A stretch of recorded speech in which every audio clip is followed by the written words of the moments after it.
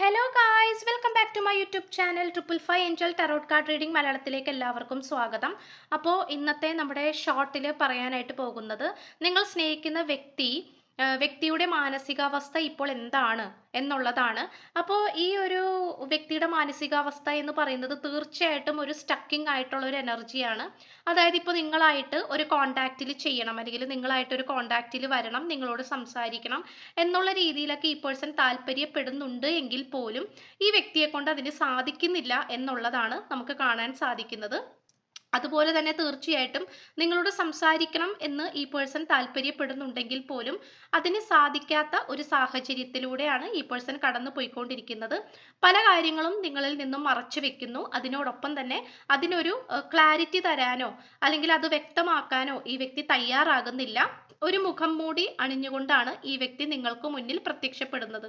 ഇത്രയുമാണ് നമുക്ക് ലഭിച്ചിട്ടുള്ളത്.